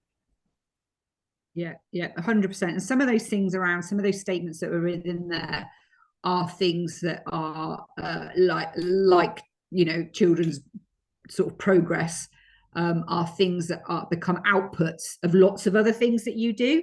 So your actions might be around training, your actions might be around the way you share information, and the output will be that kind of outcomes improve. So then it's not necessarily a direct thing. It's not necessarily we'll do loads more of phonics or whatever it might be. Actually, there's lots of other things that impact on those outcomes, aren't there, as you know. So brilliant. Thank you very much for that. And it's really valuable to hear kind of across the trust as well, the things that are happening, because that is the beauty of having networks, is you're listening to one another and have the ability to learn kind of beyond your own walls as well, which is brilliant. So we're going to start moving on and thinking about our actual actions. Everyone's got their devices around them. They can see a self-evaluation, even if it's not necessarily their own, but hopefully their own. Yep, thumbs up to that, be good. Hopefully we're all established for that. Okay, so I've lost my mouse, there is. Oh, we've had our break. So just going back over the kind of the really key ingredients of some of this we've talked about, that prioritization, which is what the exercise you've just been doing now, looking at things that are areas of development and prioritizing how they work. Some things that can get done fairly quickly, some things that really need planning out very, very carefully, is the first part. And it might mean, and exactly as you were saying in the room there, you might draft and redraft because things change, don't they? You know, staffing change, priorities change. You know, from a trust point of view, you take on lots more schools, the cohort changes quite a lot. So the working document part of this is really important, that it's never a kind of, it's never finite, it's never done. Always bringing ourselves back to what is it we've decided, what is it we're saying that we want to achieve, what is our vision, what's our purpose, what is it we're trying to get out of this, that we don't end up in that overwhelming situation of far too many things to work on, and timescales that aren't realistic for us. Thinking about what's achievable, what can we do within the time, and the time element of this is quite important. You know, although it's kind of, when you look at the online tool in a moment, there's kind of a box for time, but actually that being able to plan that out really carefully is a skill. It's really important, and you've all talked about that kind of timeline of planning things for all of those really crucial actions that require planning. That's important, isn't it? There's something really important about the language we use, and we will come on to that in a little exercise in a minute. And also about, you know, the action plan is there to help and guide you. And so they are owned by you. And sometimes what I find when I'm looking at people's action plans is they almost come across as a kind of evidence list. So you've got a statement that says, you know, this is the thing I want to focus on. And what people end up doing is just writing all of the evidence that backs up what they're saying about their own self-evaluation of that statement. But this is, you know, you own this. So going back to that and looking at it and saying, is this something that, you know, say I'm off ill for a week. When I come back to this, am I going to understand what I meant there? And is it going to help me to refocus and drive things forward? Okay, so if it's just a list of evidence of stuff you already do, it's not going to help you move forward, is it? So it's kind of being really focused on the amount you put in there and not ending up in that place of just creating lots and lots of lists for yourself. How are you going to know? Whenever I think about kind of outcomes of this, did this, you know, used to do this in my planning all the time. Still use it now when I'm creating plans with local authorities and things. Will you know if you've achieved it? Does the language that you've used in the way you've written that action mean there was a really clear point in time where you'll know that you've achieved that action? You know, so things like using the words improve. Do you know when you've improved, or is there a far more specific way that you can talk about what it is you actually want to see as a result of that piece of work? So being really clear about knowing when that thing has been achieved and you can move forward. And yes, there are going to be things which are will have stages to them. So that whole action might take a really long time, but the stages within it mean you can move to the next stage. And is that really clear within that? And we've talked about this earlier a little bit. Is it kind of just a bit of a tick box task, or is it something that's going to drive improvement? You know, and those tasks that are kind of quick things, quick fixes are all very well. But if we go back to thinking about what's the purpose, what's our vision, is this going to drive something that leads to an improvement? So just making sure when we start to think about actions that we're thinking about them being really impactful. So we have, so when you go on to, don't try and read all of this now, that's not the purpose of this slide.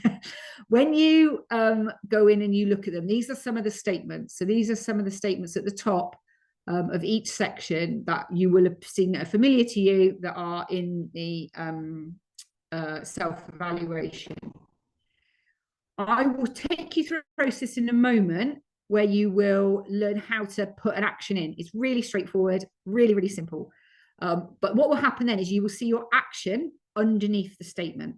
Okay, so just thinking about that previous slide, thinking about impactful actions, what I want you to do in your groups now is take a look at the action points, which are the bits by the red cross. Okay, so those action points here, and the way they've been, and these are all taken off self-evaluations that I've looked at before. And I want you to do a little bit of a ranking exercise. So this is supposed to be quite a quick exercise, okay? It's possible to really pull these apart. Try not to be tempted to do that. Just a really quick exercise, thinking of, you want an impactful action. Rank these in, say, the way that they are written. Will they lead to impact? To, it's not clear enough to lead to any impact. So just a quick few minutes in your groups, on your tables, to just very quickly rank them, which is the one, and then we'll come back with which is the one that is you feel is written in the best way to achieve impact, down to kind of which is the one that's way too loose, not going to get us where we want to go. Okay, just a couple of minutes to do that.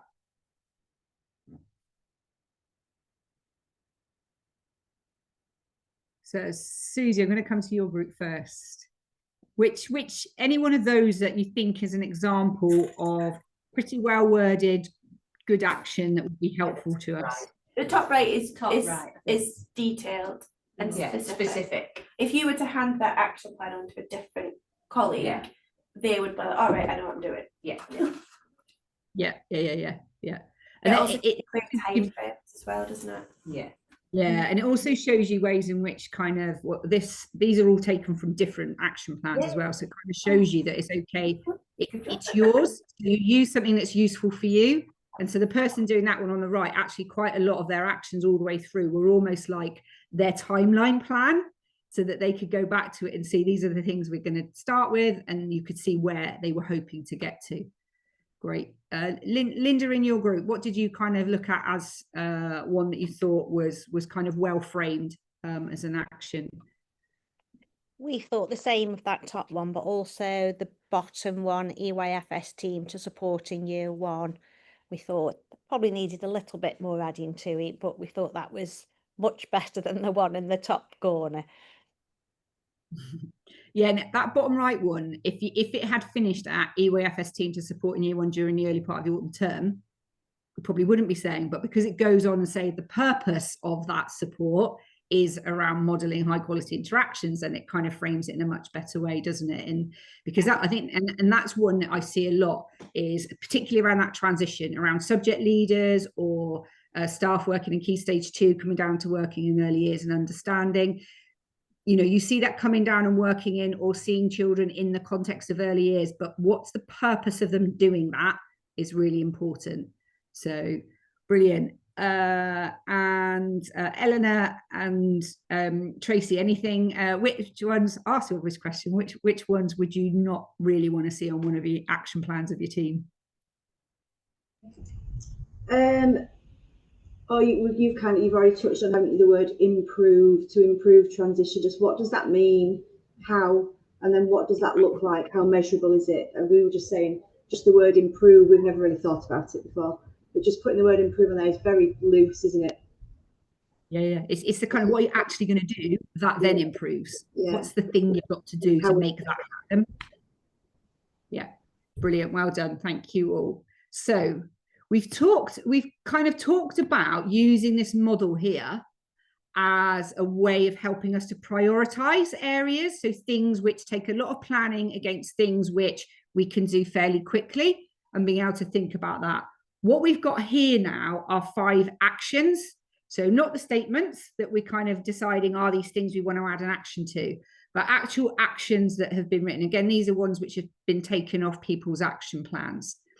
What I want you to just think about now in a few minutes of discussion is thinking of this against that model, not in terms of prioritization, but using that model as a way of helping you timeline. So if you were putting that action in, how would you place it on that grid to think about how you then allocate a timeline to an action? Okay, so maybe just take one and have that discussion about that, and then we'll move on and we'll start to actually look at kind of your action plans and the process of that.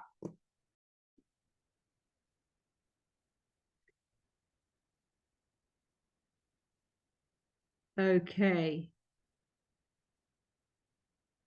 So I'm gonna touch on 2 of those a moment. Hopefully you've had and the reason we spend a bit of time doing this is so that when you get to the point where you write an action, you're not having to redraft and redraft and redraft, because those action plans are really purposeful, they're really thought out, they're planned for, taking into consideration context of schools. And so just looking at number 1 and number 2 and the difference between those, and thinking very much about timeline and how you think these things through.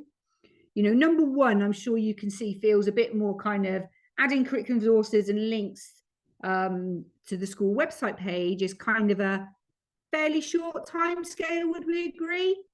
Assuming some of that stuff is there and you have people with the technical ability to do that, it's kind of we can get that done within a couple of weeks action, isn't it? It might be that some of that stuff needs doing first before it can be uploaded, okay, in which case it's a bit more planning out. Whereas the second one, there's a lot in that, isn't there? In that second one, introduce targeted evidence-based sensory intervention for pupils struggling to engage in gross motor activity. Well, first of all, there might be some training that needs to be undertaken, and again, this is going to vary from context to context, depending on prior knowledge, prior experience. It might depend on expertise within a trust and where you would draw that from. So in terms of planning it out, in order to get to that point where you can introduce those interventions, you might be talking about a term's worth of work that needs doing first before you can get to that point. So it's just about making us think about, when we start to write the actions in and we start to think about timelines of them, A, how much pressure are we putting on ourselves to get too much done too quickly? And B, have we thought through all of the things that might need to happen before we can actually say that action has been achieved, and just the careful consideration and planning that sits around that. Okay, so sun is blinding me. Okay, so if you've got your devices in front of you, what we're going to walk through, and don't worry because I'm going to put this slide back up in a minute, Okay, it's just how you get on the system, how you actually put your actions in place. It's very simple. Some of you might have worked it out already, but is everybody, Linda, Susie, has everyone got kind of devices in front of them ready to go on this, and self-evaluations up in front of them? Yep.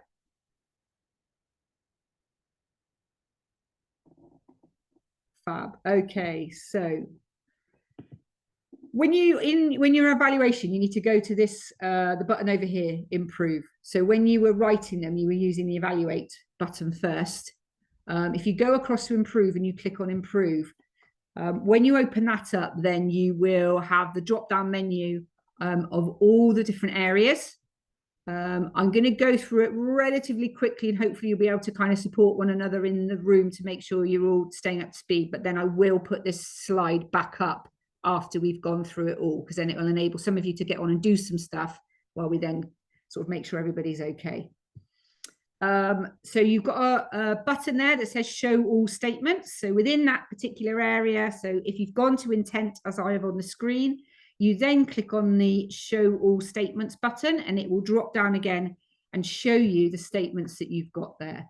So this is example, it's the very first one, 1.1. The intent and vision of the early years provision are clearly communicated and are securely understood and consistently embedded.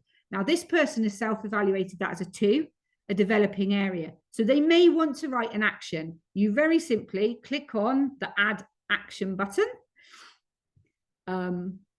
And then you will get this drop down, an action box assigned to, and a review date. Okay. And quite simply, within that action button, you will just type in your action as you want it written. Okay. And this is where we then start to think about all those things we've talked about in terms of wording and all the rest of it. But just to take you through that process, you will write your action in there. You need to assign it to somebody. Okay. And when you get to the end of this, you have the ability to print this out as an action plan if you wanted to, so you can share it with teams. For the purpose of this exercise today, you could pop anybody in there and you can go back and change it later. Okay. And you can put a review date in. Once you've done that, you can click this tick button. If you don't click the tick button, you may lose the action. Okay, you can go back and change it. That's fine. Okay, and then your action is in there. And what that will do is then we will know that people have put some actions in, and we will see that on our system. And that will then enable us to come back in and take a look at those. What you should then see, she says, looking for her mouse again.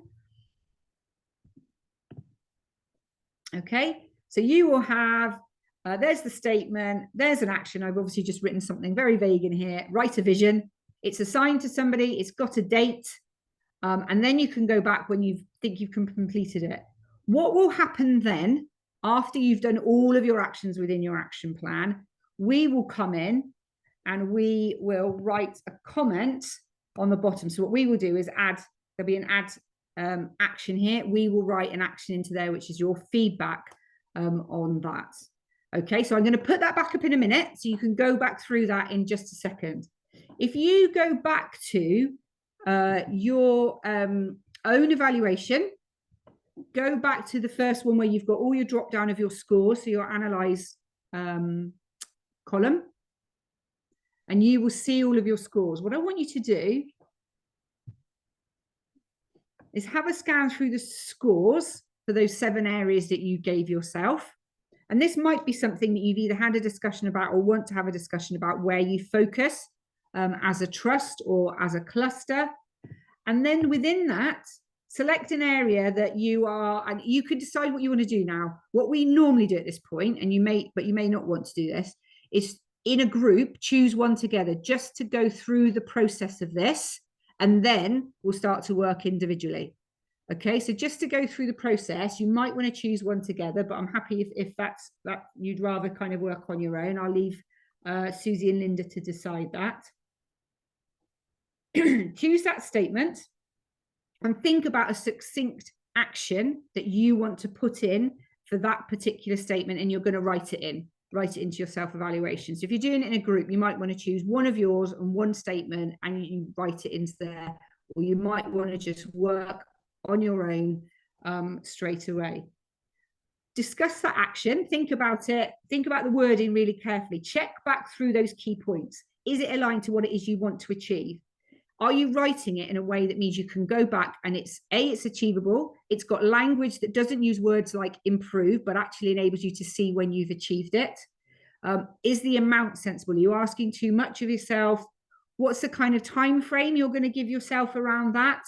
Will you know from the way you've worded it, if somebody, and I used to think like this as well, if somebody came and picked up that action and they weren't the one that wrote it, would they still be able to carry it forward and know when it's been achieved? Or are you leaving some of this around your own kind of assumptions that and what you know and your knowledge, and basing it on that?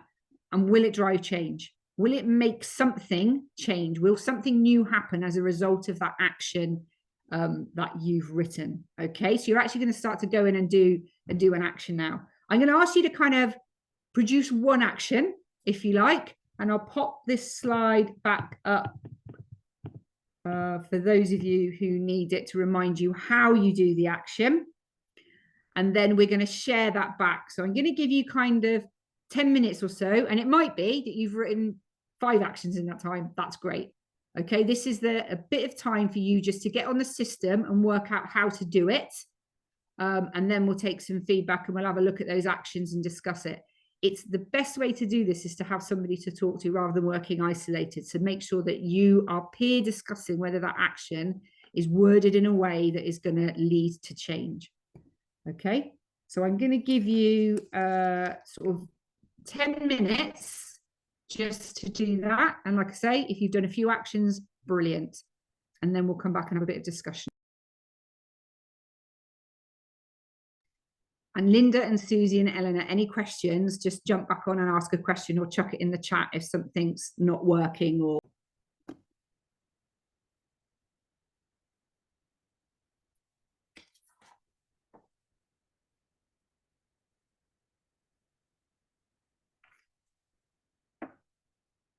Okay, if I can just have you back in the room for a moment.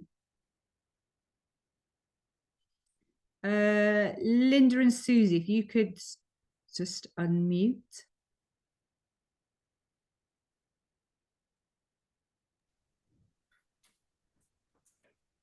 Just a quick sense check. Has everyone managed to get in there, see how to do it, and worked through that process of being able to add in actions first and foremost? Who do we assign to though? Do you just assign to yourselves? You can just assign to yourself. Yeah, absolutely. Yeah, all fine. I think it's been good having those conversations and actually having a go together. It just releases that little bit of nerves of starting. So thank you. Yeah, absolutely. Because the aim now when we leave this session is that everybody knows how to do it, and you know what it's like. You do it together now, and then you'll go back and the busyness of school and everything else takes over, and when you kind of then go back into it, it's kind of like, where what do I do? And so the fact you've all done it and you've all checked and you all know how to do it is great, and you'll be able to kind of help one another when you go back into that. And what was interesting, what I was doing while you were doing that was I was in your EMSs as well and just kind of scanning through. And what you will need to think about, going right back to kind of earlier on in our sessions across both trusts, is to really think about how you want to do your action plans for you. So I happened to go into one school, just picked one at random and opened up all the statements. And there were really clear areas where there were very, very few, but there were 1 or 2 where that school had self-evaluated themselves as a 1. And then there were loads of things where they'd self-evaluated as a 4. And it's kind of like, as the leader undertaking that process of action planning, make sure you consider, first of all, how you're deciding where you will put your actions in. So remembering that whole prioritization kind of grid and the process of thinking about where you start is really, really important. So we all know how to do it. And now is kind of the thinking bit about how do you want to form your actions? What are you going to prioritize in terms of where to form those actions in the first place? Okay. Are there any? Go Oh, on, that was Linda. Can you assign 2 people, or can you only assign 1 on the form? You can assign 2. How do you do that? Because it's only giving you the option to click on 1. Oh, is it? I've definitely seen them when they've had 2, and it might be that you can do it. I'll check back, Linda, but it might be that you do it in a comment and you assign. If you add another action underneath, then you get another set of assign to. All So right. you can add action and go as above and sign it and then assign it to another person. Yeah, that sounds, yeah. Everybody okay with that? Yep. Okay, brilliant. Thank you. Brilliant. So what you and you may have had this conversation, this is not kind of maybe for now, but for consideration and to think about, is then how you plan forward from here. So we've got the kind of timeline, and we've got October the 23rd was our aiming for deadline, and it's fine. We know things happen in schools and it doesn't always work like that. But the reason we said action plans to be done by the 23rd of October is partly to give us a kind of tight time frame so that you don't leave it too long and go away and totally forget how to do the whole thing.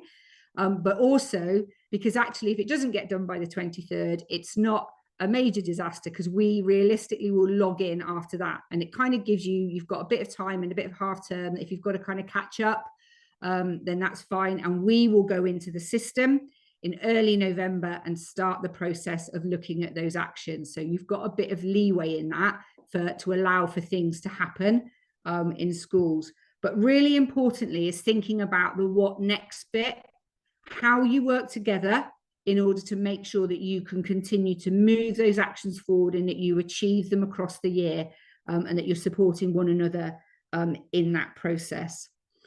There's also a really key part of this though, which I'm going to jump onto it, is that kind of the what next bit. So whilst you're going through this process now, we're always thinking ahead about the longer term of this. And in order to think about the long-term impact of your work, that's the kind of moment where we have to remember that we are not working in isolation here. This is part of a school improvement cycle that isn't just about early years, because you can see from lots of those things that come up through those evaluations, it's really important. This is tied in with some work overall as a school. So some of the things are the way in which we make sure that we align for success, and thinking about, within your trusts, but also within your schools, how you share those strengths that have been identified. So even where there are strengths, actually some of those strengths might be helpful for others within your teams and beyond your teams. How your learning and your journey helps others within early years.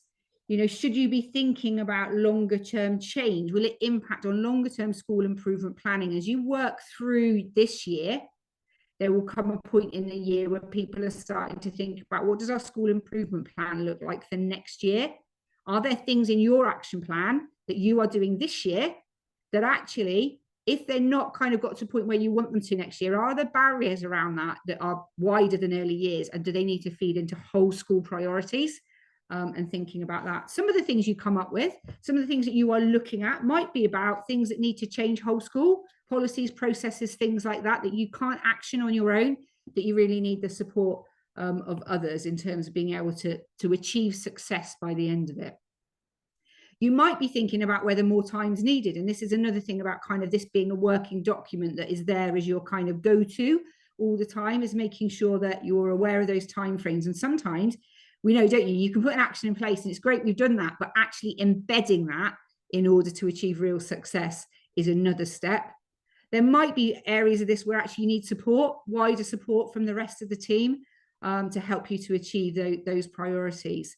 And always thinking about, actually, is this just about early years, or is this something bigger than that that we need to share? And I know you've got kind of connection through your leaders within your mats into kind of overall trust and school priorities. And just kind of like, we won't stop for discussion on this, but it's a time to think about how do you feed into those processes? What's your kind of ability? And when you think about the self-evaluation and where you might have evaluated around, just picking up on Eleanor and Tracy's comment earlier, particularly around leadership and that strength in leadership, to be able to kind of have those conversations at a level where the work you are doing doesn't sit in isolation within early years, because we know from what we talked about right at the beginning, this is the start of a long journey, but it's probably the most critical phase to get right for our children and young people. So just to share with you around kind of the way in which the support that's there to help you achieve that. You've got your support in your room, clearly. We have our series of expertise into practice sessions. I will caveat straight away that very first one, the person delivering it has just emailed to say that date might be a problem. So we will very, very quickly get back to you on that one. But these are the 7 events that we've got across the year. This is coming through to you in a planner as well. You can see some fantastic names there in terms of people who are contributing towards that. But we run this program every year. So there is a back catalogue of this that you can access. And the aim of this is that scaffold and that development around your action plan is there to support you. It doesn't mean you have to necessarily attend every single session and everything that we have access to. You will need to be selective about that, around kind of capacity, but also around the things that are most important to you. And it may be, and you have access to, bring teams into this. So it might be that you have your whole early years team sitting and attending this, or accessing a recording afterwards, so that it's not just about you as a leader of this in your development, but about your whole team. We've also got our digital network, and hopefully you've all received your logins. And I've seen this morning that some people have already logged in and used that and have joined the early years network within that. So you can scan that QR code now if you want to, while it's up on the screen, and get yourself logged into the digital network. And that is where you will see all of our training. You have the ability to network across that, and we will come back and talk about that in all of our sessions that we run, all our expertise sessions that we run. We kind of come back to the digital network and make sure people are accessing it. What we will do in the background as well is make sure that everyone who's been sent a login has logged into it, and just check in with you and make sure that you're able to get on there, and you will register for events through that digital network as well. And as I was saying earlier, it's not just the early years events. You'll go on there, you'll see Ascend community, you'll see various other communities within there, and you can go and have a look at what's available for everybody within that network, and jump into and register for other events, as well as accessing that back catalogue, if you like. So hopefully everybody's managed to access that code. Various next steps, discussing kind of this as a mat in terms of how you're forming those actions going forward. Going through, we always call this a draft action plan initially. So what you'll do in the next few weeks is put that in. You will get feedback from us direct onto that tool. So when we come into this in early November, when you've done all your action plans, you will see our comments coming underneath your actions that you can then respond to. Between myself and Carmela and Linda and Susie, we will provide you with feedback through phone calls, coaching calls, to make sure that you understand how you need to take those forward. Use that tool as an ongoing kind of strategic tool. And what lots of people do is go to the kind of export button on the top right hand side of the screen and pull it off so that you've got a paper copy of that plan. Because every time you go into it and change it, you're updating it live. And so when you've done your first action plan, it's worth printing that off so you've got a copy of that action plan that you may want to share with your team. But also what a lot of people do is if you've got Ofsted coming in, you've got a tool there that helps to scaffold a conversation for you about what you're doing in early years, what's really great in early years in your school, but also what are the things you're really focused on in terms of moving forward. And don't forget, crucially, that we've already established there are lots and lots of things that you are doing really well. So make sure you take time to celebrate those when you come together. Celebrate those kind of small steps of improvement that you're making and the achievements that you get across the year. Just a bit of a recap on those dates then. So the next kind of key date for you outside of training is trying to get those action plans completed online by the 23rd of October so that we can come in then and give you the feedback on those plans. So that's kind of the next crucial milestone for you. We have got a feedback form. It would be really great if you could complete that feedback form. You don't have to do it now, but again, if you can take a shot of that QR code, and that will just help us to shape There's an opportunity on there as well for additionals to comment on any additional help and support you want. So if there are aspects that have been whizzed through too quickly and you want us to come back and have a call with you and go over anything, you've got the opportunity to write that on there, as well as obviously helping us to shape this training and making sure it's doing the job that we want it to do, to enable you to move forward and have great impact in your early years provisions. And then finally, just a massive thank you from us. I know you've been really engaged in conversations in your rooms, and hopefully you found that ability to come together and be collaborative on this really useful. And any kind of thoughts, questions, anything that you're leaving this room not quite sure about, now is your chance to jump in and just check things, and including, even if it seems like a silly question around how to use a system, please, we've got a couple minutes. Please do ask now. And Carmela, please jump in if there is something that I should have said that I haven't said as well. I think you've covered everything, Amy. I've just really appreciated hearing the feedback from those opportunities for discussion, and really excited to see those action plans and be able to contribute to those. Thanks, Carmela. Linda, Susie, anything from you guys or Eleanor in terms of any questions? Everyone okay with where we are? How does the early years lead add that herself to the evaluate high school, because at the moment it's just ahead? I can sort that. I think we're okay here, thank you. Thanks, Susie. And what if we haven't already, then we will be setting some check-ins with yourselves, Linda and Susie, to make sure we're regularly coming back. So if we haven't got one in for the next couple of weeks, we'll be popping one in just to check in and see how things are going. We just have some colleagues that were just asking. We have a number of schools who are in a very different position than they were when they first completed the evaluation, and they were wondering, do they need to then redo it now before they set their actions? It's probably really sensible in terms of what we were talking about, and using it as a tool for your schools. So when you're going back and doing the action plans, is to go back and just kind of reevaluate some of those statements if they think things have shifted. And you'll get that in both directions. And what we quite often find when people go back in and deliberately reevaluate at the end of the year, some schools change because the process of doing all of this has just kind of made them more aware of things. And it doesn't necessarily mean that, you know, you've got better or you've got worse. It just means your understanding of that particular area is enhanced. So you reflect on it a bit differently. So yeah, absolutely, Susie, you know, especially if something particularly has changed, it's important that whatever that current state of in your self-evaluation is reflective of where you are right now.